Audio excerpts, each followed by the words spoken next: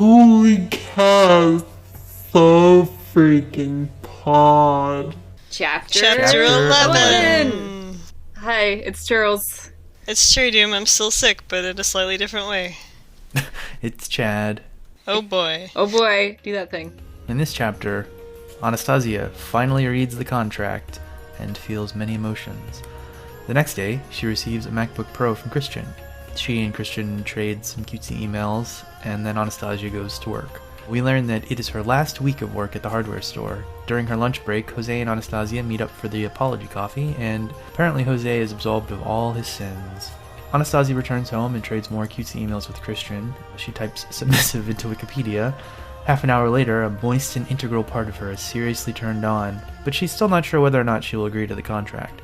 Okie dokie. Pet theories, I couldn't think of one this week. I am sorry.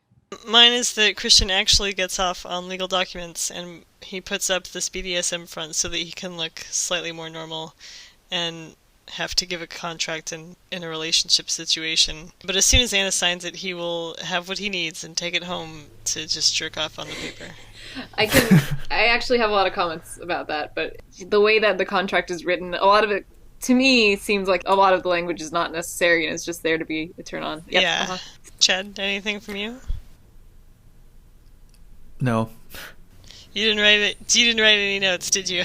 I did write notes. Couldn't think of any pet theories, and I was trying to just, come up with something right then, and I couldn't. I'm still on to you. Yeah. Okay, so now we're on to mechanics. So, like you were saying in your pet theory, never mind, no, it's not like that. It's like something else. As far as contracts go, I don't really know how much you can shit on the punctuation in this contract, because I don't think most legal documents, they don't tend to be so picky about grammar as you would with, a book, as long as the meaning is clear and can't be interpreted some other way. My leases, for example, for apartments and stuff, they've all been pretty similar. There's little things that aren't really proper English, but they work. That was kind of my comment about the contracts. The winner of the bad mechanics, all the bad mechanics in this chapter, is as follows. Quote, "Actually, whom am I kidding? I never know what he's thinking, but I like looking into his eyes. Whom am I kidding?" And then you have that bad comma crime. Just very funny to me. Well, yeah, so whom am I kidding is actually correct grammatically speaking, because whom is the object. It is the thing that she is kidding or not kidding. Yes, that is true. I actually, after you wrote this note, I looked it up. It's dailywritingtips.com. The article is called Beware of Whom. Indeed, whom am I kidding is correct, but this is a part of the English language that's slowly on its way out, and I quote from the article, "There doesn't seem to be any reason not to, brackets, use who, brackets, who do you want has become acceptable. Indeed, to the American ear, whom do you want sounds excessively proper." So maybe this is secretly an American. I don't know. Yeah. I think if we have any English tweeters or emailers listening, if you would please weigh in on this. Would you say whom do you want, or does it also sound bad to you? We don't know, so please tell us. Also, since Anna is technically the subject of this sentence because she's kidding herself, and who is when the subject... I don't know. I don't think that's right. I think I'm just trying to make myself right. So Cherrydoom wins the mechanics prize today. Hooray! Yay! I was just going to agree with Cherrydoom about you trying to make who the subject by saying that it's about Anna. Nope, that doesn't work. I can't make it work. Aw, it's the worst feeling. Quote, the fundamental purpose of this contract is to allow the submissive to explore her sensuality and her limits safely with due respect and regard for her needs, her limits, and her well-being. Oxford comma debate. Okay, so the way it's written here is due respect and regard for her needs, her limits, or her needs, comma, her limits, no comma, and her well-being. But you could say that it should go her needs, comma, her limits, comma, and her well-being. I don't know. I don't think that the argument has really been solved as to whether that comma belongs there. Just something for everybody to think about. Isn't the Oxford comma supposed to make sure that you know that something at the end of a sentence is still part of the list, or after the and is still part of the list? Yeah. Rather than something separate? I tend to see it more in, descriptive. He was fat, happy, and purple. Happy and purple as opposed to happy, comma, and purple. If you don't want one to right. modify the other, you would need it in there. But again, even though I just said that, I don't think that really makes the answer more clear in this case. Instead of comma crimes in the contract, there are many missing comma mysteries. Where did the commas go? We need them. We need these commas. So here's an example. I'm only going to take a breath when there's a comma. And I'm regretting this already. Here we go. Subject to the agreed terms, limitations and safety procedures set out in this contract or agreed additionally under Clause 3 above, she shall, without query or hesitation, offer the dominant such pleasure as he may require, and she shall accept without query or hesitation his training, guidance, and discipline in whatever form it may take. Ugh. Man. So you see that sometimes that is really... I mean, there's nothing really wrong with that, except it's so hard to read. And maybe that was on purpose. Maybe it's part of Christian's contract fetish. Additional limits and safety procedures may be agreed in writing. May they be agreed upon in writing? Was that a mistake in mine alone? No, I think that's correct. What clause is that under? Like, I personally wouldn't put it that way, but it is technically fine. Yeah, it may be agreed in writing, but shouldn't it be... I can't think of the actual, like, grammar problem. It does sound like incomplete, sort of, to me. Yeah, it sort of sounds like the additional limits and safety procedures are agreeing with each other. They may be agreed, but, like, what does that mean? It is Clause 3, by the way, or whatever. So that was kind of it for the contract for me. I want to focus on that later. Quote, serve and obey in all things. All things! Capital all, capital things. Capitalization for emphasis is not correct. I believe this is actually kind of... It looks German to me because they like to capitalize, like, nouns and important stuff. They always capitalize. Yeah, nouns. Is things a noun? I guess it is. Quote, he hangs up and I go back to restocking the paintbrushes and thinking about Christian Grey and his contract. No comments there. And. Here's how perhaps it should have gone. Yeah. Quote, he hangs up, period. I go back to restocking paintbrushes while thinking about Christian and his contract. Ta-da! Yeah, that's better. Yep, that sounds a lot better. This is more of an esoteric thing about the style. This chapter begins with 2 sentences. There are several papers inside the envelope. I fish them out, my heart still pounding, and I sit back on my bed and begin to read. The last chapter ends with I take a deep breath, and with my heart in my throat, I rip open the envelope. There are several papers inside the envelope. I fish them out, my heart still pounding, and I sit back on the bed and begin to read. The way that those chapters, the breaks are... Are you saying that should have been in the previous chapter, and the chapter should have just started with the contract? That's what it says exactly in my notes, so yes. Great. But I'm trying to say, like, the way that it's very obvious that, like, there was time between this chapter and the next chapter, because she takes a deep breath, her heart's in her throat, and then her heart's still pounding, like, a second later. And I feel like they're trying to, like, remind us that is happening or something. Yeah. And I also think that it would have been better if this chapter started immediately with the text of the contract. I think it would have been, like, more sort of jarring as... Yeah, more of a bold statement. Yeah, like, from all this, you know, like, lovey-dovey emotional shit she's feeling immediately to, you know, this stark legal document with lots of jargon in it. So that's just a style thing. And then after she's done with the contract and she's, like, reeling from all the stuff in it, I'll never see Kate or whatever friends I may make at my new job, provided I get one. Perhaps I should have 1 week and a month to myself, perhaps when I have my period. That sounds practical.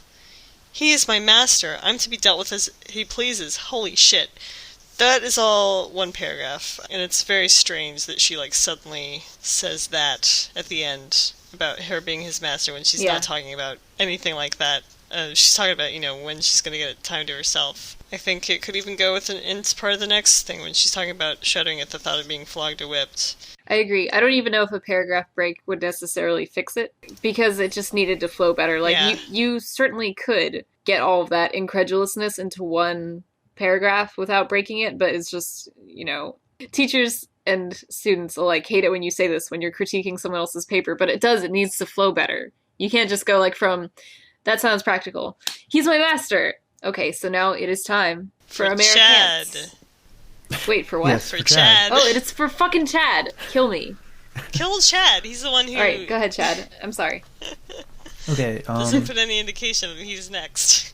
Right after the contract, and this sort of happens a couple other times in the chapter, there's some funny things going on with Italics, just, again, where she's choosing to italicize things. The, like, 4 paragraphs immediately after the contract are all Anna's internal monologue. Like, some of the things, it's just for emphasis, which is fine. Debatable, but fine. But there are things like, why am I even thinking about this? How weird is that? Which come in the middle of, like, regular, totally straightforward thoughts where it doesn't really seem like they need to be italicized, and it doesn't really add any emphasis. I think, like, maybe it's sort of supposed to represent one lower level of thinking, or not lower, but, a different layer of thinking, or something like that. I don't know. No, yeah, I agree. Like, the way that it's done, it sounds like it's supposed to be offhand thoughts, or, immediate spur-of-the-moment feelings or something. Yeah. But it seems inappropriate since we're in our internal monologue. That's sort of the role that the subconscious / goddess, those are their roles. They're like her, like her id and ego checking her. So the italics here, sort of weird. Also kind of whatever. I mean, E.L. James doesn't really have a style, so it fits in perfectly with her style. Right after Anna and Jose meet, the first sentence of the paragraph when she gets home, I can't wait to get home, the lure of emailing Christian, and maybe I can begin my research project. That sentence is atrocious. It's terrible. Yes. Should there be a colon after I can't wait to get home? And then listing the things she wants to do? Well, the lure of emailing Christian is a sentence fragment, and it's sandwiched in between 2 sentences. I can't wait to get home, the lure of emailing Christian, and maybe I can begin my research project. It's not like that. She should really just have started a new. She should maybe have just written 3 different sentences, or at least reorganized it to be not. I can sort of see, like, from, like, an emotional standpoint, like, maybe the lure of emailing Christian is, like, running constantly through her thoughts, so it's, gets in the way of this other sentence here.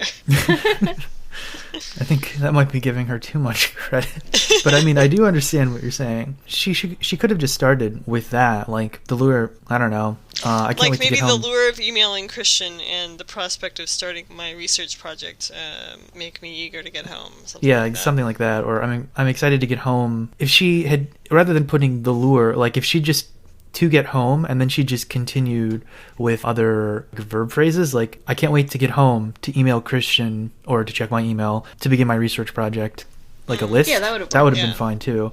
But as it stands, she basically sandwiched in an incomplete thought between 2 complete thoughts, and maybe I can begin my research project thing is just so, I don't know, it's so informal. Yeah. That also is wrong. That's something that struck me more than the Christian fragment.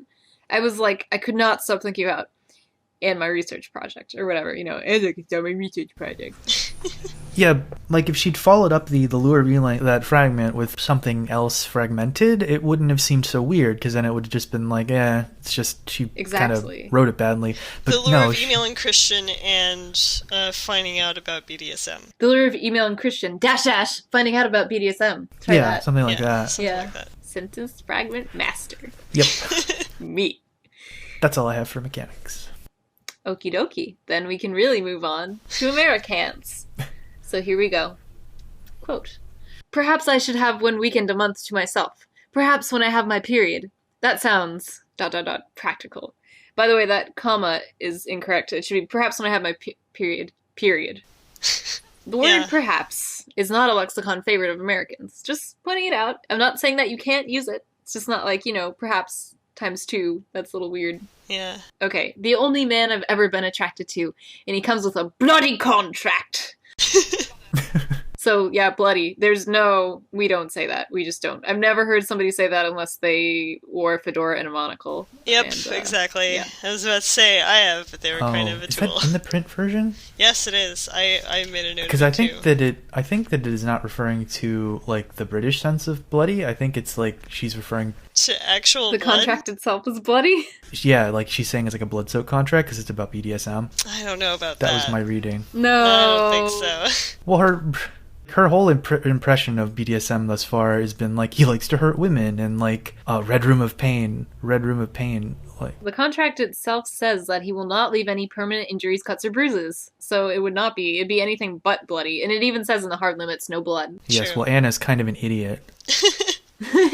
I mean, I sort of said, like, as a joke that it made me think that, you know, the contract was actually covered in blood or that it was meant to be signed in blood or something.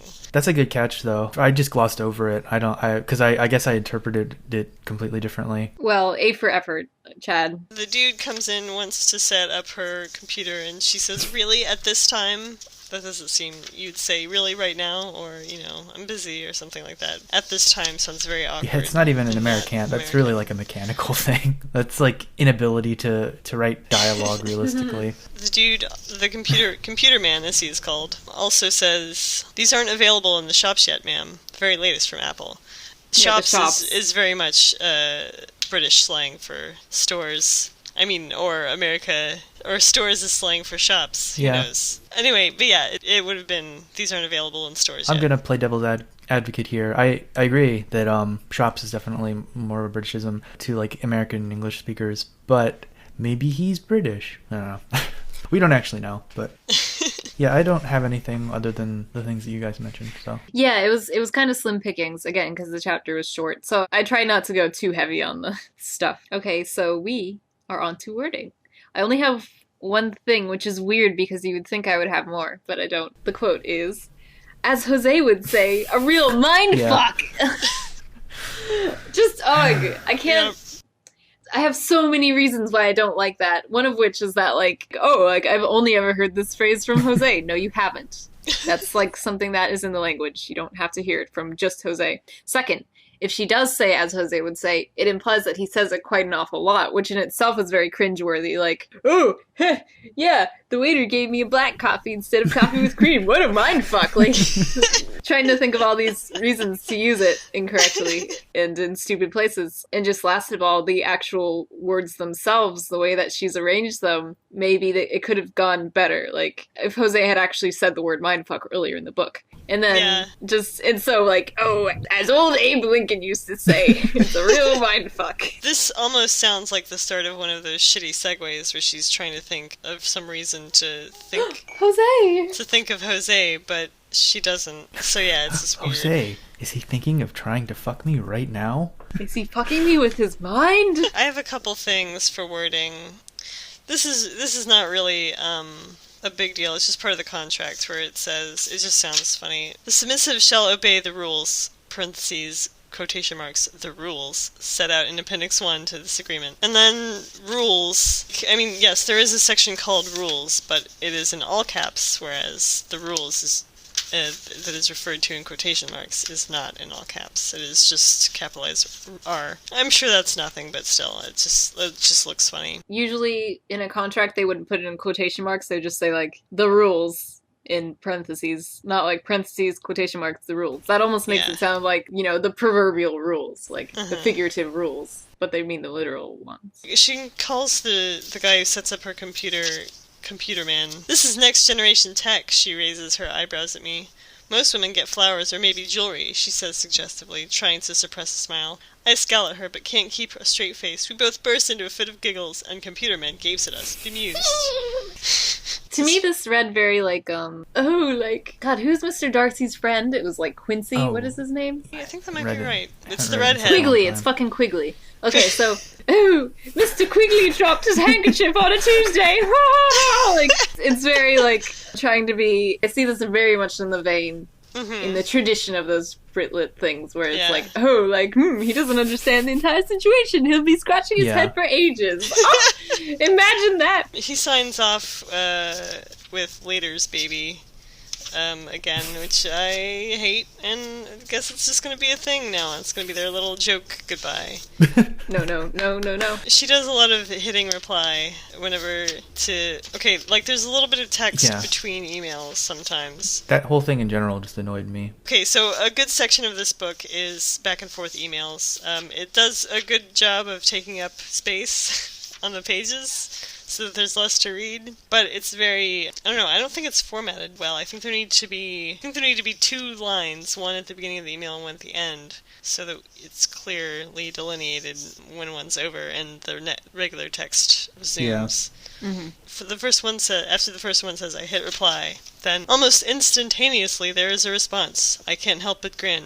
His reply again is instant, and it makes me smile. He says, always, what would you suggest I put into a search engine? And then he replies, always start with Wikipedia. So that's the first thing she did. She put Wikipedia into Google. She's like, what's Wikipedia? And I wonder if her college's Jstor has any papers about BDSM. They'd probably be a lot more informative. Well, as it would happen, I checked out my college's. I literally have Jstor open in a tab right now, and I put in the word, rather acronym.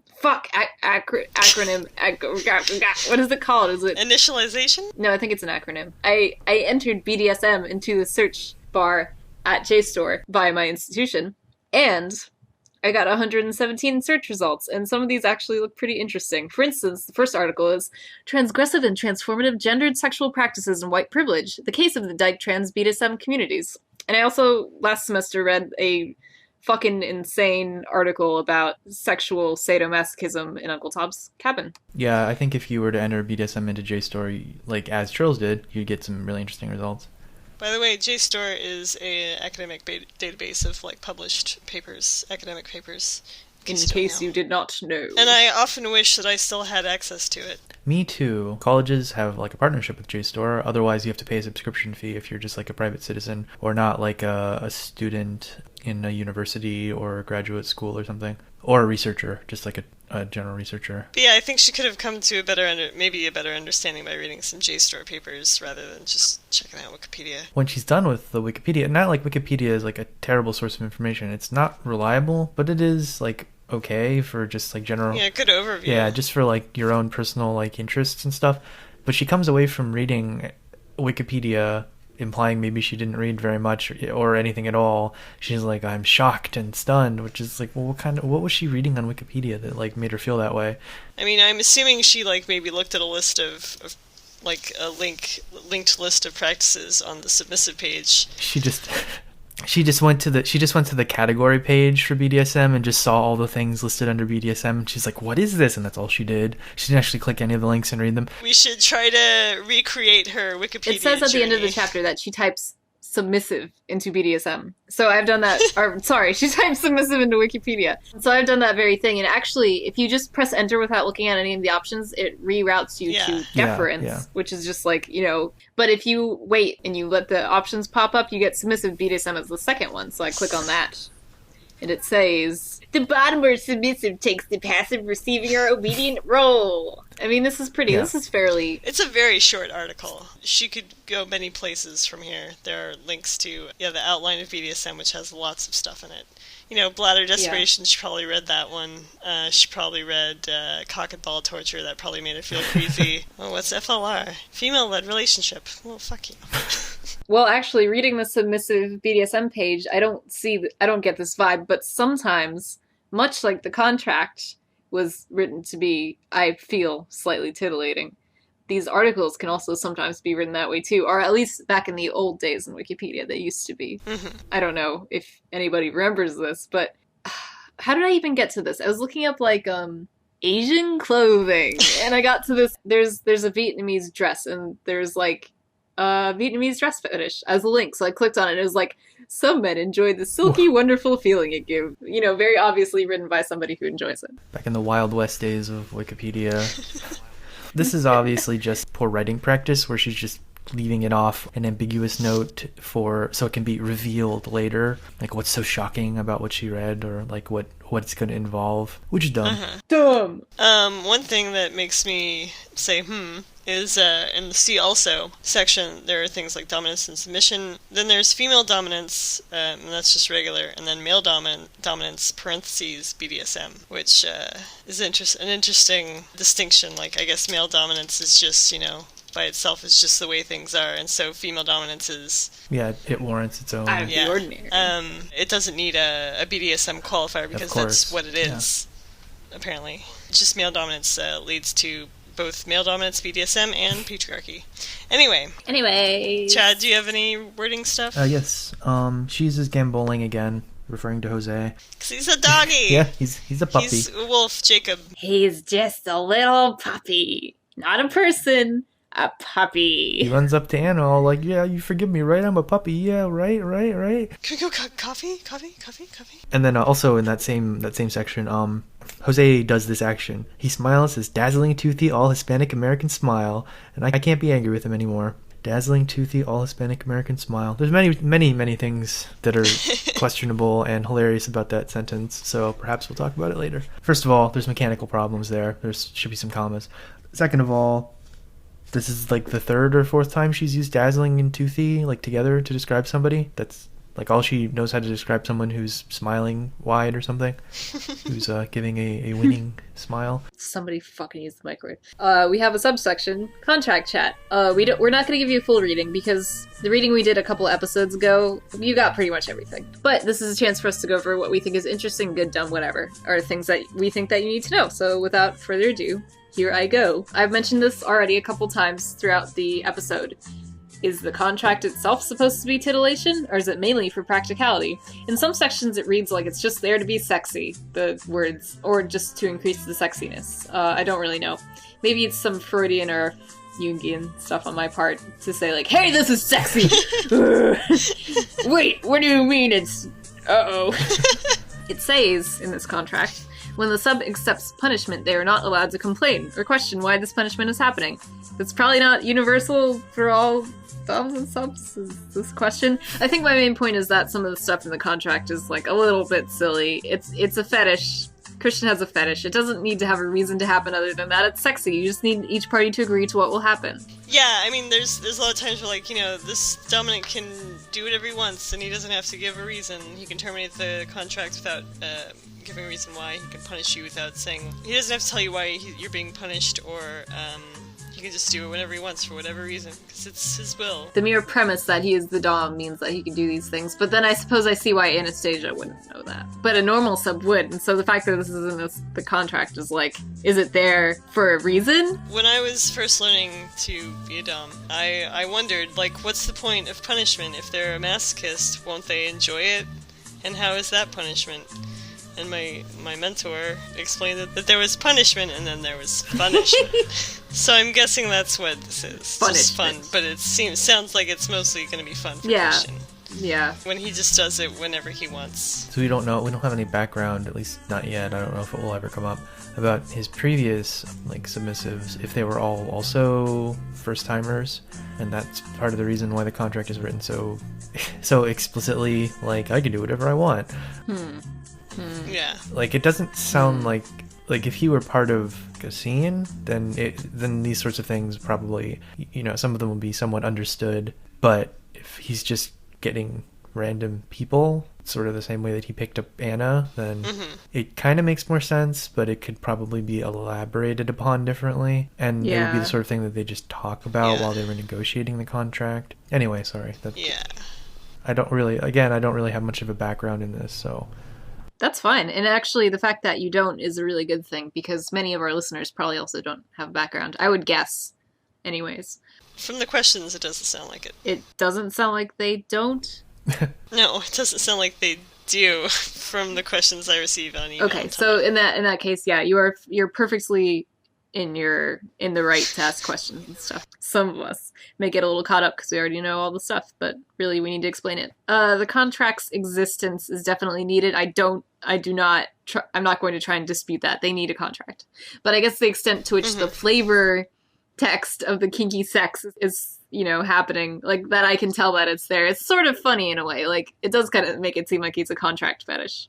Well, yeah, I mean, for instance, the sub has to request being let out of the contract, and the dom gets to decide if she does or not. The dominant reserves the right to dismiss the submissive from his service at any time and for any reason. The submissive may request her release at any time. Such request to be granted at the discretion of the dominant subject. Only submissive's rights under the clauses 2 through 5. And those clauses are talk about how exploring her sensuality within safe limits, that everybody is agreeing to and following the contract, and that they don't have any STDs. You know, I'm sure that was not what was intended, but I'm thinking now that if the sub has to request it, it sort of opens up a dialogue for like, okay, why are you leaving? Whereas if the dom just cuts it off, it's like, all right, dom, cut it off. Yeah. But it could be a healthy option rather than just saying like, I'm never talking to you again. Yeah, that's true. But it says later in your notes that the submissive is entitled to terminate the contract without notice. It's not explicit in the thing, but she could probably use that to her advantage of saying, "Oh, I'm not feeling that this is meeting my needs, or it's hurting my well-being." It sort of gives her an out, but I guess the dominant has to decide ultimately whether or not. You can sort of do a meta read of it and see, like, okay, they benefit equally, even though they talk about the dom more, whatever. He's the one writing the contract, of course. Yeah. We'll talk about it more. This is interesting because in order to either break or void this contract, according to the terms, like if you were to say that she took what could be considered an out and just making a claim about how her needs hadn't been met or her safety had been violated or something like that, she would have to take that to a third party, which would involve breaking the NDA. But we don't know what the terms of the NDA are. Yeah. Probably. Would she have to, though? That's a legal matter. A third party has to arbitrate on whether or not a contract has been broken. Well, Chad, this contract is not legally binding. I hope you know that. It's not? No, it's not. Actually, it goes into that in the next chapter. Oh, it does? Okay, so this isn't a legal contract? This is just a civil agreement? Yes, okay. This is a civil agreement, basically. Like, it's just to lay out the boundaries of the relationship. It's not actually a legally binding contract. Okay. So, whereas the NDA is. Yeah, but the NDA is. So, really, she can break this with no legal consequences. Okay. Don't worry about that. Spoilers. It's not legally binding, then it seems like there's a lot of stuff that's not necessary. Yeah, this is like way too, like, if this is just basically them having a negotiation about like their boundaries on paper, it's way too oriented towards Christian. I mean, I guess it's supposed to be like that. Maybe this is supposed to be part of that power dynamic. Like, yes. Yeah, I think I agree. You have to sign away your freedom to me. It needs to look as real as it... Yeah, so that it feels like it's real. In the fiction of the role play, it wants to look real. So it does, sort of. Like, and it seems so super serious. Oh my god. Like, it's a piece of realia to cement the relationship as a solid object. Yeah. Like, this is some serious shit. And, like, really, to be honest, like, Anastasia needs to have that realization that it's some serious shit. So I'm all for it. Yeah. Okay, I have two questions about Christian. So do you think that he's just been sitting at home or in his office just thinking, like, yeah, she has to read my contract. She's just all smug about it. Yeah. Like, yes. And then second, relating to what Cherrydoom just said about it being sort of an object that represents the terms and seriousness of the relationship, do you think there's like a secret place in his apartment somewhere where he just has all of his contracts framed? He goes in there to look at them sometimes, like, these are my contracts. Yes. It's the same room that Robo Taylor gets put into when he's sleeping. Robo Taylor's forced to stare at these contracts against his will. Yeah. Further power dominance by Christian Grey. Address something that we said earlier, which is that the contract is obviously biased in favor of the dom, whoever that is. Christian.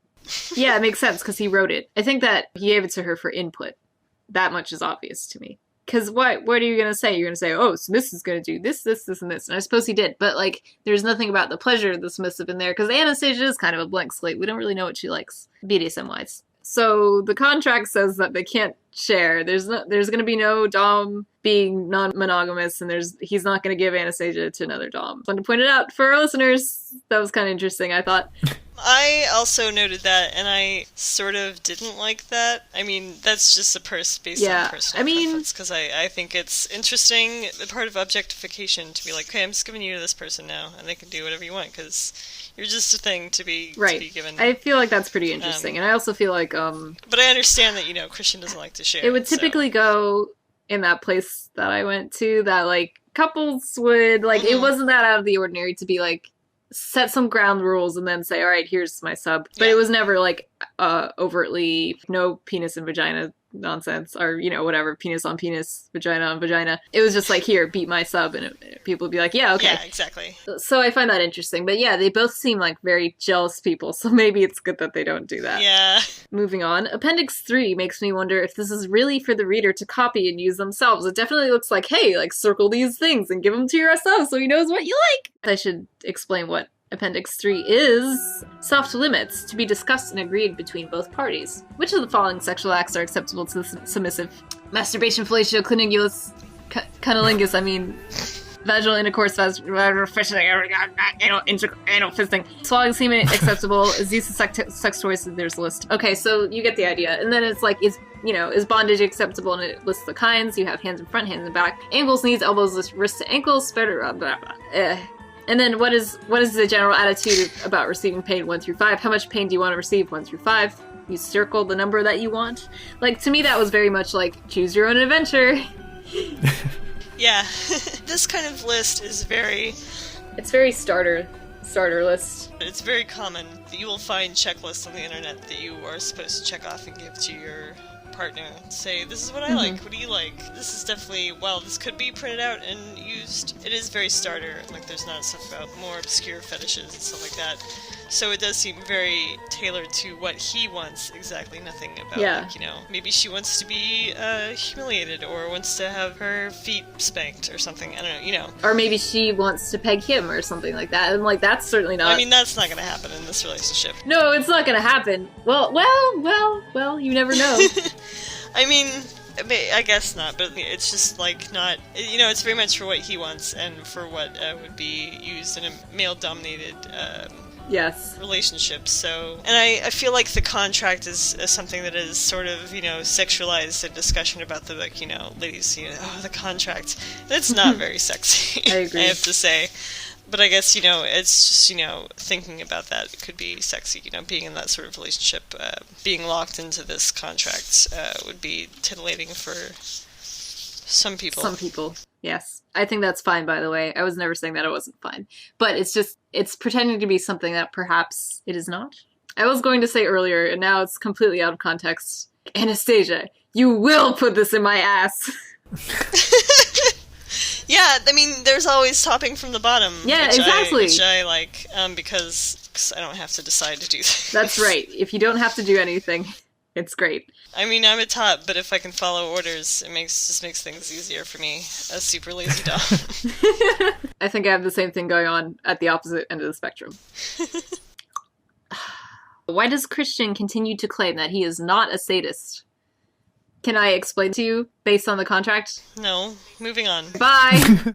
The submissive shall accept whippings, floggings, spankings, canings, paddling, or any other discipline without hesitation, inquiry, or complaint.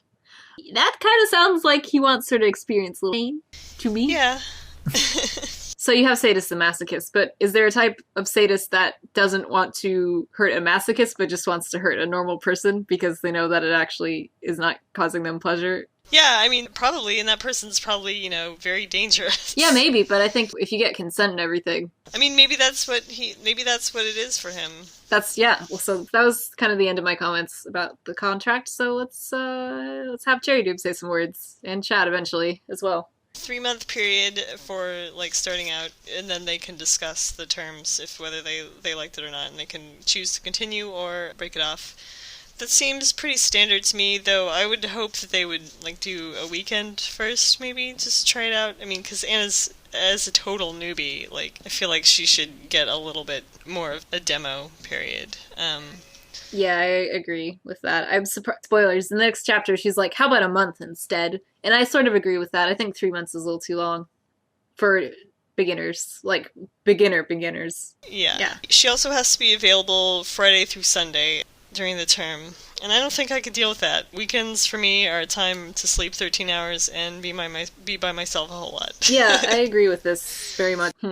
Deciding whether I should talk about my relationship. It's the kind of thing where, like, you do realize that you need a lot of alone time. At least for me, I need alone time. Yeah, definitely me too. I'm a senior in university. I need to work on my thesis. I can't stand some asshole being like, hey, like, let me hit you. It's like, fuck off. Like, I need to work. And I mean, maybe he won't do stuff with her throughout that whole time. She just needs to be, like, on call or whatever. Yeah. But it's... I'm getting the feeling that's not going to be the case based on already him saying, like, oh, like, I don't want to wait till Wednesday to see you.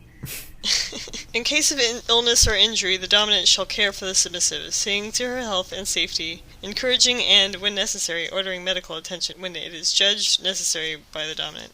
I wonder why, like, he even bothers with saying encouraging it. Free will. Like, maybe she doesn't want to go to the doctor. Yeah, I guess that's an interesting, like, place for the free will to come in. Yeah, I agree. Maybe because it involves a third party. There's a part where he says that Anna has to take, the submissive will ensure that she procures oral contraception and ensure that she takes it as and when prescribed to prevent any pregnancy. This, like, leaves out other forms of contraception, you know, all female, because, I mean, it's pretty obvious that, you know, okay, I'm not going to get into, like, the burden of birth control, whose responsibility it is, but, I mean, you know, there's so many more options for women than there are for men, because it's, like, the women's responsibility. Right, it's sociologically, at least in our society, right, there's no vasectomies being the rage. Yeah, I found that interesting, too. You know, what about patches or injections? And, Chuuurls, I think you could spoil this now. Spoilers! Anastasia goes on the shot. I think that's, you know... Because she's so bird-brained that she can't remember a pill every day. Oh, really? That's why? I think so. There's a lot of repetition in all these clauses, especially under the submissives things, like, you know, she has to accept punishment whenever, she has to obey without hesitation. Like, I feel like it says that a lot of times. And I think, I don't know, maybe it's just to, like, fill it out to make it look longer than it is. Maybe, but it could also be, again, the titillation aspect, like he's sitting there like, what do I want? Obey me! Yeah! Okay, next section. Okay, what do I... Yes, obey me! The dominant may not make demands of the submissive and cannot be met without incurring physical, mental, emotional, spiritual, or other harm. What is spiritual harm? Anastasia, Santa Claus is not real. Like causing harm to her religion? Maybe this is a reference to harming the goddess. Oh, maybe, yeah. Oh, that's good. I do think it is just an issue of, say it was, like a Christian or something, a Christian was doming a Christian, and, ordered them to, like, step on a picture of Jesus, like they did in Japan, back in the old days, to prove that they were not Christian. Dang. Yeah, and like people that wouldn't do it, they killed. Let's step on that picture, Jesus, no problem. Lots of people brought themselves... As a non-Christian, but I mean, I guess some people... Really lots of people did that didn't want to, and lots of people didn't and died. Anastasia, step on the picture of Jesus. Anastasia, smash this menorah all over the floor. The only Christian in this house is gonna be me. And I'm no angel. Yeah, so, or like, something that just rubs up against someone's, like, probably their spiritual beliefs, or... I'm Satan. I'm BDSM Satan, putting my dick in you.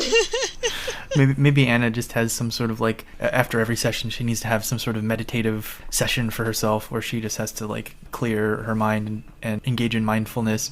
And Christian's just like, no, we're not going to have any of that. And it's like, but it's against spiritual harm. Like, I'm not trying to make fun of people that have those sorts of needs. Just... Well, sorry, your voice was very funny. Not the concept of having to sit and do sitting meditation. That's totally fine. That's totally fine. Christian, this is spiritual harm. Christian, no. I'm dying. Yellow and red are the safe words that he points out. Safe word yellow will be used to attention of the dominant that the submissive is close to her limit of endurance, and red is to bring the attention of the dominant that the submissive cannot tolerate further demands. These are very standard in the scene. Like, they'll be the standards at most parties. At a femdom party, the safe words were mercy and pity. I can't remember which one was which, but... It sounds like pity would be yellow and mercy would be red. Yeah, probably. But yellow usually means more of like a check-in, like if you really need to pee, or if you're sitting on your arm funny, rather than being close to your limit of endurance. I think that it's a very good system, and I'm glad that she put that in there. Yeah, I was surprised she didn't put in a more exotic safe word like pineapple for yellow and sangria for red. And I mean, a lot of people don't even know about the two safe words. A safe word is usually just, the one. Yeah, it's usually just one. Banana. I think it'd be pretty funny if Anna abused the safe word a whole bunch. Like, just if Christian, put something not on a coaster, and she was like, yellow! Right. Ice is sort of dangerous to...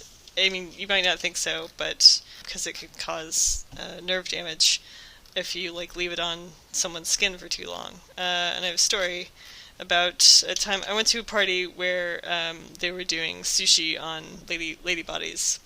And so it was like a sushi potluck. Everybody brought something, and I was like, "Oh, I will bring mochi ice cream! Ha ha ha! How cruel of me!" And I got into a tiny little argument with someone because they were like, "No, you can't put mochi ice cream on someone. It'll be damaging." And I was like really disappointed because I thought that would have been more fun. But I understand that, Surely you could have put it on like a little palm leaf or something. Yeah, and then put I was it on like, the body. well, could we put it on top of one of these pineapple circles? And they were like, no. I was like, ugh.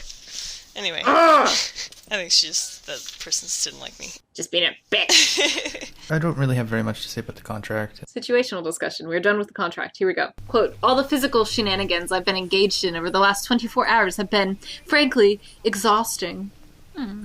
Calling sex physical shenanigans is really dorky. I hate it. It made me so pissed off. I was involved in a number of physical shenanigans yesterday. I don't know, I feel like this would be Goonie kind of way to, like, very, very internet's male storytelling, I guess. Or not male necessarily, but just, like, trying to sound, sound a little coy and classy somehow when you're posting about a sex story. I really feel like this just maybe it's because I'm a terrible goon. It doesn't sound like she's trying to be classy. It just sounds like she's trying to like No, not classy. It's like bragging in a really dorky way. But she's talking to herself. I think she's just being euphemistic because she's like. Well, she is also talking to the reader. Yes, I realize that. But she's not a real person. She's not bragging. Are you? What? Is this a book? I mean, I wouldn't put it this way either, but yeah, I understand what you guys are saying, and I agree. However, based on Anna's character, I just think it's more like her being like part of her like silly euphemistic side. It just comes off so immature. Exactly, that's what I'm saying. Like, I think it's just her being immature, but not with any sort of like an agenda. Right, conquest, braggart. Yeah. Yeah. Yes, I understand. Okay. But I agree. Sorry. I can see, like, me and my girlfriend were engaged in some physical shenanigans when I got a phone call from my mother, and it was very embarrassing. So really, this is more something that Christian would say. Yes. Next quote. Am I submissive? Maybe I come across that way. Maybe I misled him in the interview. I'm shy, yes, but submissive? Kate, believe me, is that the same? Well, we've been talking about this. Yeah. Is it the same? Kind of. I mean, I guess. I feel like maybe a lot of people have a friend like that they let bully them. Yeah, because I don't But maybe they're all submissive. I don't think it's Kate being a bully. It is somewhat. It's just that friendship sort of like getting pushed around a little bit by someone more assertive. Well, let's turn this around. Is the fact that Kate bullies Anna proof that she's a dom? Like, I think so. earlier I said that Chad was in the trash zone because he didn't turn up like exactly on time for the podcast. So does that make me a dom? Kind of, yeah. You kind of hold the whip over Chad. Sorry, Chad. I'm dead.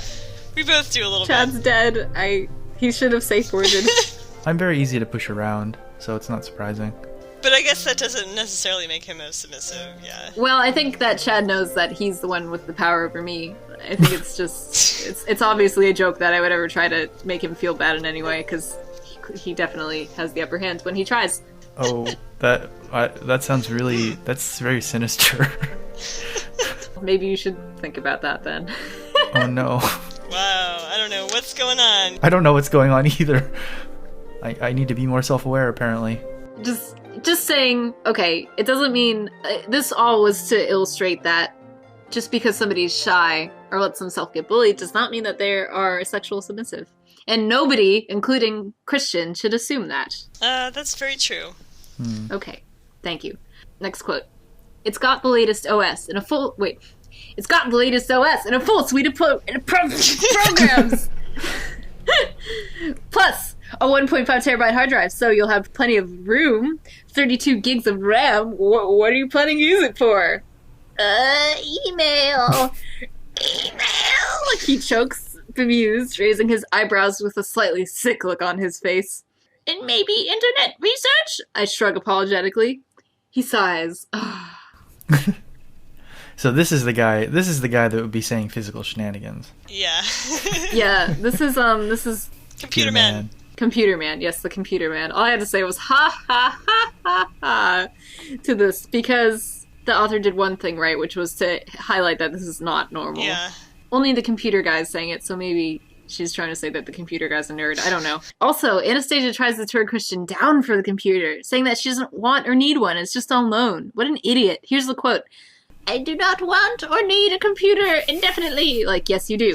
You've somehow gotten through a college career without needing one, but I promise you need one now, Anastasia. Yep. She has this strange streak of, like, ludditism despite her supposed age, which I don't think is very representative of people like that age. 21? Yeah. No, not really. Not for a second. And she has a cell phone, so it's not like she's against technology entirely. And an iPod. Yeah, it would make more exactly. sense if they had some background for her, like she grew up like Amish or something. Like, not in an offensive way am I saying this. Like if she had a legitimate backstory, like I lived in a cabin in the woods with my parents and we never had anything, and now suddenly there's this world with things.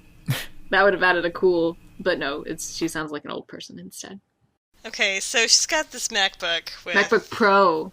Tons of RAM and a gigantic hard drive. What is she gonna do? PC supremacy. Probably fry the computer, because at this point in time, a 1.5 terabyte hard drive and a laptop probably is not gonna run. Like, that's huge. Oh, I thought it was an external HD. No, surely No, he's saying it as if it's inside. Like that. Oh, that's I don't think they insane. made laptop hard drives that size in 2011. I mean, I guess she can, like, edit some and videos 32 gigs of RAM. 32 gigs of RAM. make her own podcast in GarageBand, but, I mean, PC supremacy. Is 32 even possible? That's like an insane number, isn't it? It's like possible. 4 That's to 8? like double what most people say is like what you really need for like Yeah, 16 I have gigs. 16 in my 16 gigs super is gaming more computer. than pretty much anyone needs right now, unless you're doing intense like video or audio editing. Yeah, like tech chat. My laptop has 2 RAM slots, so the most I can put in is 1.6 and 1.4. So I can't even go the whole 8.8 route with it. Yeah, I have a MacBook Pro from around this time. Mine's like 20. Oh, you are Anastasia. It's not what I'm using because I have multiple computers.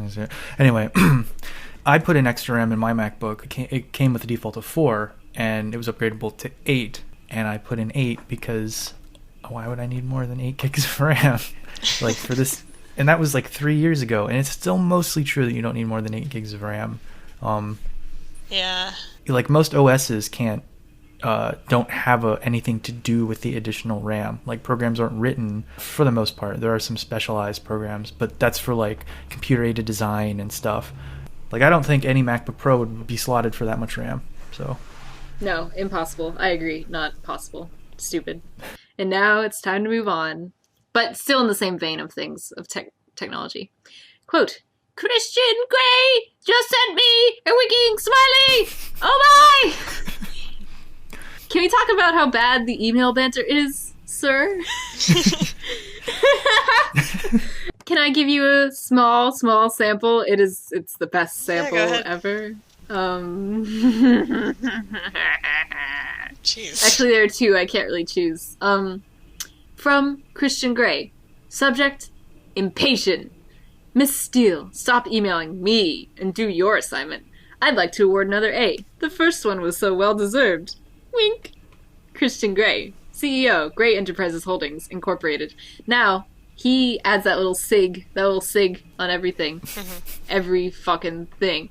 The last one, here we go. It's probably just automated. Plus there's like little silly jokes in the subjects and the signatures. Here we go. Yeah. Check it out. From Christian Grey, subject, stop burning the midnight oil. To Anastasia Steele, go to bed, Anastasia, in caps. Signed, Christian Grey, CEO and control freak, Grey Enterprises Holdings, Incorporated. Just to give you an idea. Wait a minute. Is that in this chapter? No, it's next one. Sorry, I was naughty. I don't know. Do people actually like do that with the subjects? Usually, it just gets into a million Yeah, I love doing that. Yeah, that's all right. Anastasia also apparently has never had an email address, so I don't think that she would know to rewrite subject lines like that. Yeah. because her response to the like MacBook thing is like, oh, here's your me account. And she's like, what's that? It's your email address. I have an email address? Yeah. How? What? How?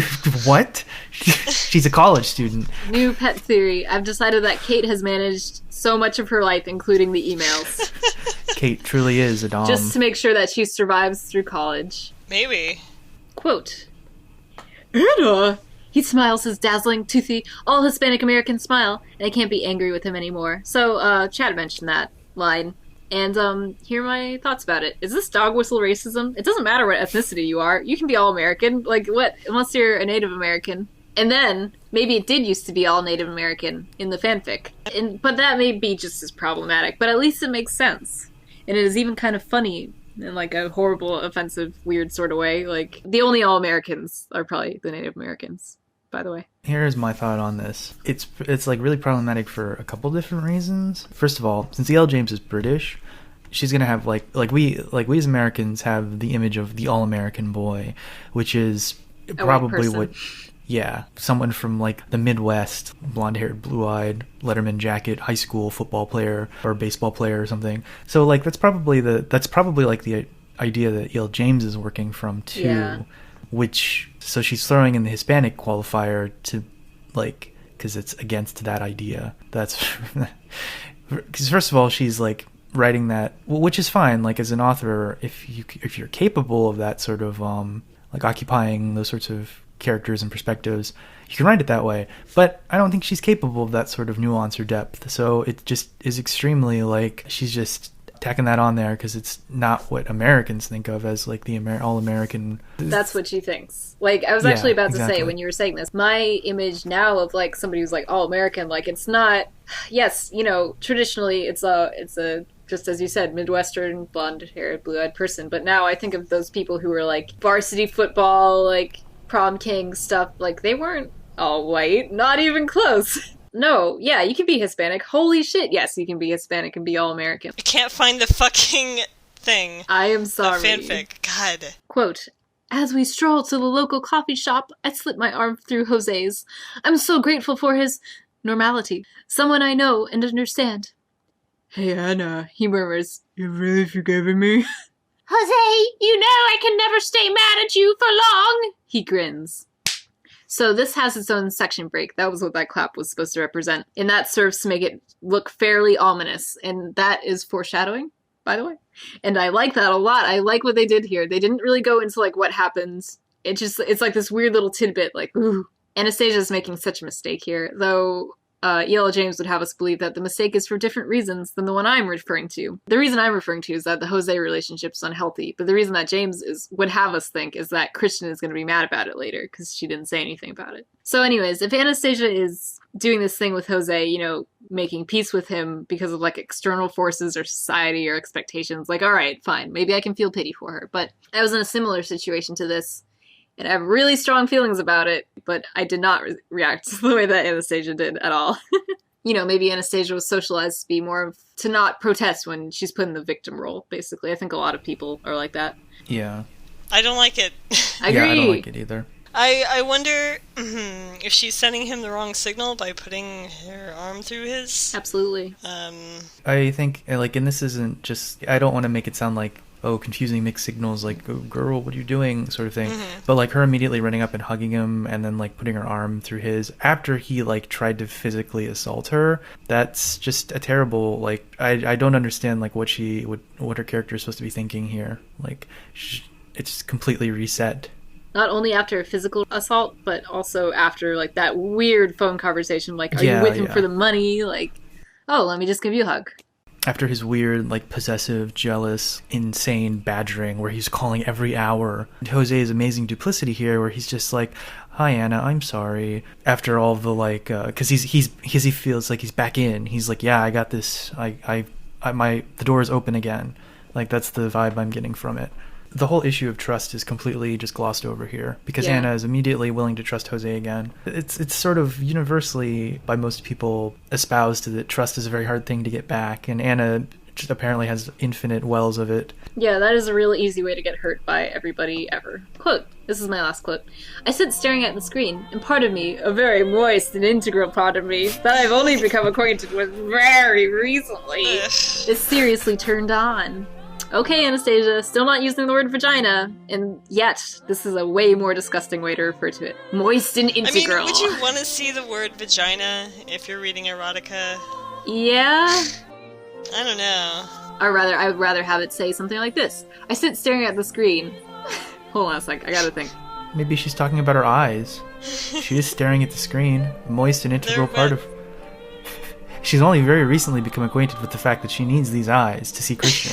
So... You'd say, like, I'm lacking the... very sex-having part of me. Yeah, like, I start feeling feelings. I mean, she does say down there a lot. I mean, I agree that this is really gross. My vagina clenches with passion! Like, I mean, what do you want me to say? That's what I'm trying to get to. But I'm too embarrassed to say it, which, incidentally, if I was writing a book, I would not be embarrassed. Okay, so if she's only recently become acquainted with that moist and integral part of her, how has she not thought, touched, like, looked at? How have you not? This is actually sort of a problem, as far as I understand it, in terms of, like, development of sexuality in women, that there are, because of social conditioning, it's like the shame and, like, not wanting to deal with it, not wanting to think about it. But I'm not a girl. I'm not a woman, so True, I'm not I don't qualified to talk about this. Well, I think you are qualified. I would say. I'm not a doctor. I mean, you're not a doctor. However, you play one on TV. This is untrue. Do not look for me. You will not find me. I guess everybody grows up differently, but to me, that is very inexcusable. Like, come on.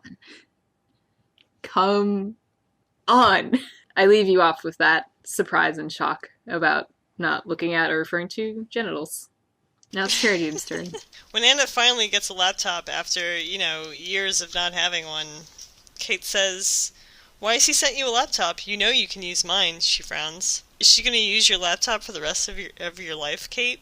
She's going to move in with you, and you're going to be, like, doing journalism and shit. You're probably going to need your laptop, and, Anna's can't just give Anna your laptop every time she wants to, look up a lasagna recipe or download some...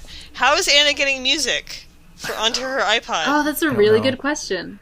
It must be synced. Yeah. It must be synced to Kate's laptop. Yeah. It must be. Or maybe just a random computer in the computer lab. Maybe. It says iTunes installed, and Anna goes in there when she wants to buy music. Oh, that's really sad. I was just thinking about their future. Like, as per their current relationship, Kate will probably buy another computer, and then she'll loan Anna the computer the same way that Christian is loaning the computer to Anna. But there's still the caveat that whenever Kate really wants her old laptop back, she can just be like, "No, Anna, that's mine. Remember?" She'll just take it back. Be like, "You can't use the computer tonight. You've been very bad. Yeah, exactly. You've been a bad girl." I think Kate is trying to make Anna dependent on her and her computer, and I think Kate already has made Anna dependent on her. Kate's an internet pusher. Anna's going to be moving in with her, and, like, she's going to be paying the rent, or her family is. Yeah. But it's going to be like, this is my apartment, Anna. Anastasia's like her little pet. I bet she, like, buys things for Anastasia, or, like, buys stuff for herself and then, like, lets Anastasia, like, borrow it, like, all her clothes. We already know that Christian definitely bought the books for Anna, but what if, in a crazy plot twist, Kate had bought the books, and this was some sort of complicated, like, plan between Christian and Kate to ensnare Anna in the dark underbelly of Seattle. Financial domination. Though usually it works the other way. I have a similar theory, which was she will have to trade Anastasia to Christian, like, or it's already happened behind the scenes. They're sort of discussing the terms of that, and they have their own contract. Christian her pink slip. I'm seriously considering writing fanfiction about that, because I find that fascinating. That'd be very interesting. The computer man says ma'am when he was talking to Anastasia. Did he just call me ma'am? Have I aged 10 years overnight? If I have, it's that contract. My mouth puckers in disgust. She worries about being old and then immediately makes an old lady face. I'm trying to pucker in disgust. I can't really do it. Like, the best I can get is kind of a pout, like, meh. It always bothers me when, like, ladies don't like being called ma'am. Like, miss just sounds sort of condescending. Yeah, I mean, you can't be miss forever. Eventually you hit your 20s and, like, you need to be ma'am. Sorry, that's growing up. You're a lady now. Yeah. She says she doesn't want to ask questions about BDSM over email. Suppose someone hacked into his account. I flush at the thought. Like, she's embarrassed at the thought of Christian being hacked. Guessing she's embarrassed, like, at them seeing these sexy emails that she's not writing, but, like... Yeah. It's just so silly. Right when the computer gets there and Kate fetches her from her room, just the way that it's written, she hops from foot to foot excitedly and bounds back into the living room. It's really condescending. Well, let's just segue into talking more about Kate. Kate is a good friend. She even knows how Anastasia takes her tea. Because when the computer guy comes, she's like, oh, I'll make you some tea. Of course she does. They probably make each other tea all the time. Kate's a good character with excellent fashion sense. Make this book about Kate. I want to read about Kate's rich, overprivileged, like, globe-trotting adventures as ace reporter, Catherine Kavanaugh. Make it happen, Yale James. Favorite line. Quote. The dominant may flog, spank, whip, or corporally punish the submissive as he sees fit, for purposes of discipline, for his own personal enjoyment, or for any other reason, which he is not obliged to provide. I'm gonna whip you because it's not a logical thing. I just want fun sex. And the contract, it takes itself seriously. I already said that. He has beautiful eyes, captivating, intelligent, deep and dark with dominant secrets. Aside from the comma crime of, like, this list, and then dark with dominant secrets, which is like a separate clause. What are dominant secrets? Just secret about being a dominant, or like having dominant thoughts secretly, I suppose. It's just like, this is so silly. I was interpreting that as like the artistry of what it is to be a dominant, so like it's a secret, but he knows how to do the knots and like the whips hit correctly. Like, I mean, like, maybe your eyes are dark with dominant secrets. You know a lot of things I don't. I suspect True. You. Yeah. It's funny because, like, earlier in the book, before she knew about this part of him, she wouldn't have said that. She would have said, dark with secrets, sexy secrets. Sexy secrets. Always start with Wikipedia. Do we agree, by the way? Do we always start with Wikipedia? I just always start with Google. I always start with Google. Yeah. Sometimes Wikipedia is the first one. It depends on what I'm researching. Google Scholar, and Jstor. Wikipedia is maybe like 4th or 5th on the list. Gotta swatch. Here's some quotes. You can't seriously be considering this. My subconscious sounds sane and rational, not her usual snarky self. My inner goddess is jumping up and down, clapping her hands like a 5-year-old. Please, let's do this! Otherwise we'll end up alone with lots of cats and your classic novels to keep you company. Yeah, okay, like, there's a thing about her being a 5-year-old. Also, the subconscious isn't, I mean, she's usually snarky, but isn't she, like, the voice of reason, Yeah, she seems usually? very concerned right now for Anna's well-being. Usually she does it in a snarky way, I guess, but still, she's, like, rational or whatever. Oh yeah, actually, why don't we point that out? So she sounds sane and rational, so she's usually insane and irrational, which I think, given the harpy screaming last chapter or chapter before, that's pretty true. I mean, she's still, like, the one that's saying, hey, what are you doing having sex with this dude you don't know? Yeah. Well, her subconscious also does just put her down. The thing about how she's going to end up alone with lots of cats, I mean, that's like kind of a standard thing, a lonely woman who has a lot of cats. And I listened to this podcast a while back about the crazy cat lady trope and like where that comes from. And it's very interesting. Can't remember any specifics because I was listening to it while I was at work, and like it's kind of, it falls out of my ears, I guess. But it was very interesting, and I highly recommend it. The podcast is called Stuff Mom Never Told You, which is kind of like feminist, lady-oriented podcast version of Stuff You Should Know, which just talks about interesting facts and history and how things work and all that. But yeah, look for the podcast about crazy cat ladies. It's very interesting. This association of women with cats and like possibly evilness, witches, sensuality, cool. That sort of thing. Okay, so there's more quotes about things we need to consider about the goddess before we decide on the level. For instance, my inner goddess stops jumping and smiles serenely. Oh yes, she mouths, nodding at me smugly. And then Anastasia remembers how it was sexy and like her genitals respond. The goddess is mind controlling Anna by invoking these sexy feelings. And then, oh, I wish I'd never met him. My inner goddess shakes her head at me. She and I know it's a lie. I've never felt as alive as I do now. The inner goddess is manipulating Anastasia by making her feel that being on an emotional roller coaster with incredibly negative lows, while being involved with this highly dangerous person is being alive. This is really dangerous. I mean, along with like the oh yes when she's like, and she just changes it like that, and with a shake of her head, she makes the truth a lie. So I think we need to raise the fucking level. Raise it. Let's raise it to gunmetal because it's dangerous. Gunmetal gray. Dangerous gunmetal gray. All right, what was good? What was good? This chapter is super short to make up for the last one, which was super long. I'm alright with that. Breaking the format with the contract and the emails, regardless of whether the contract and the emails were well composed, was good, in my opinion. That's it. I agree with that. I liked the transcription of documents onto the page. I like reading stuff like that in books. It makes it feel more real.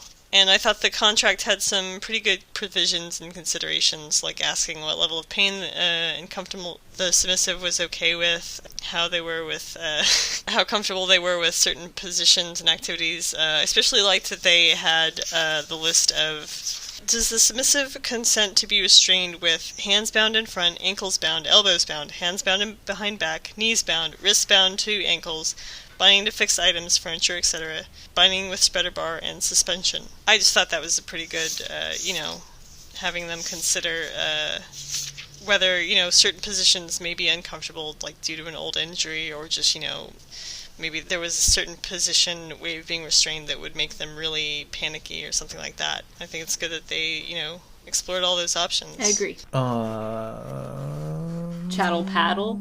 I like that Anastasia was, despite having apparently never used email, able to immediately pick up on email.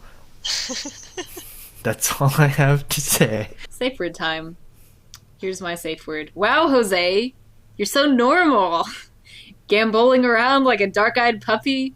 You're all Hispanic American, smiling at me after you almost sexually assaulted me that one time, and you were weird about me having a boyfriend and were jealous. Like, let's just have coffee. Let me just touch you and let you into my bubble. I don't think so. I don't think so. That made me very uncomfortable and angry. And it also made me very uncomfortable and angry that E.L. James is not going to say that this was bad. She's going to say it was bad because of, Christian not knowing. That's it. It's so depressing. Okay, that was it. That's my safe word. Mine is very related. It's basically what you were talking about the sinister break, where she says, Jose, I can never stay mad at you for long. And then he grins, and then it skips forward in time. It sounds like it's weird foreshadowing, like, Jose may not exactly understand the situation.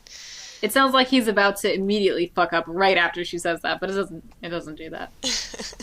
Yes, the Jose stuff. Now, time for a special section, which we might not keep, or maybe we might. It's movie comments section. So as everybody knows, I hope, there's going to be a 50 Shades of Grey movie coming out in, I believe it's 2015. Yeah, 2015. Remind me the leads again. It's some guy. Dakota Johnson and Jamie Dornan? Yeah. Something like that. Dakota Johnson, Jamie Dornan. I only remember Dakota Johnson because her name is memorable. Right, so that's coming out. What if it was Dakota Fanning? That would be interesting. She was already in the Twilight trilogy, though, so that is unacceptable. I think Dakota Fanning could probably be a good Kate, though. Ah, yes. Charlie Hunnam. No, that's the old guy who dropped out because he thought it was too racy. They really changed the way that Jamie Dornan looks normally so that he could look like Christian, by the way. At least I think so. Yeah, he's got a beard in this IMDb photo. He looks like he usually has a beard. Right, and they made him get rid of it. Anyways, I think, never mind, I was going to say something about Chris Evans, but I changed my mind. Anyways. So I was accidentally watching the television the other night.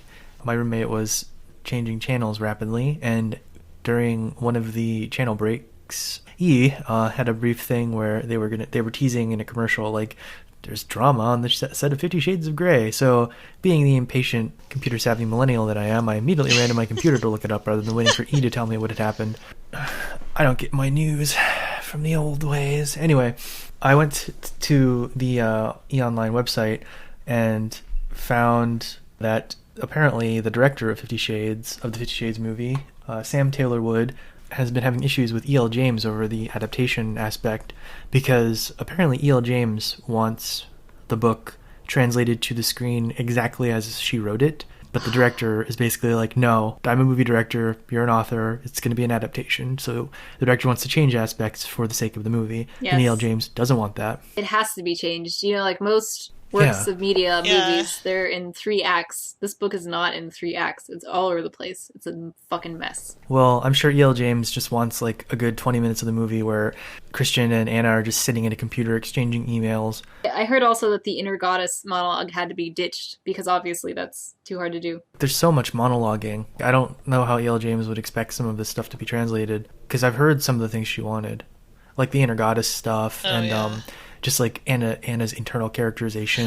I think that would be pretty cool though if they had so, like little shoulder goddess and subconscious like constantly morphing and screaming. Oh my god, that would be terrifying. so crazy and awesome.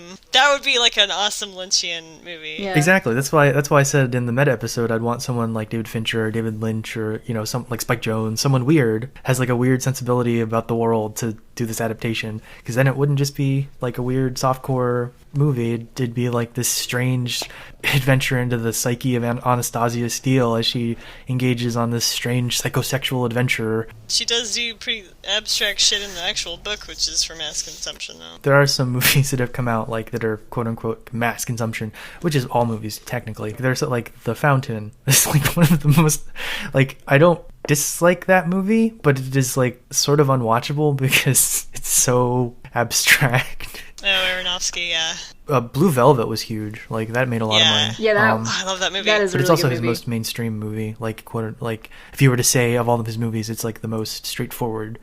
Yeah, yeah, for that's sure. true. Split your attention. Oh gosh. I'm gonna do that before Friday. I'm gonna get a sample Well, for that. I like it when Cherrydoom Why does it. would you deprive me Yeah, of why this, would you? this moment of glory? Well, I just would provide a sample to see what you guys thought. Sorry. I'm the editor. I don't I'm want to gonna steal your decide. thunder. I'm sorry, Cherrydoom. I failed in so many ways today. Aw. Okay, I have a question. Is Chad ever going to put his notes in the doc? probably not. Chad, you're not only on watch, you're like double on watch. I cannot believe you. I just can't even believe Am you I right now. at a higher level than the goddess or a lower? You're in the trash zone. You're in the It's trash totally zone. not even in the. You're at the lowest of the You're low. in the garbage realm, Trash zone, Chad. the refuse area. If you stay in the trash zone for too long, You become trash. become trash. I'll become Oscar the Grouch. So I guess no answer for that one. Is that Jose thing where he ominously grins and then it breaks? Is that gonna come back? Does he still think he has a chance? Let's look. Control F. Jose. Oh, really? Yeah, why not?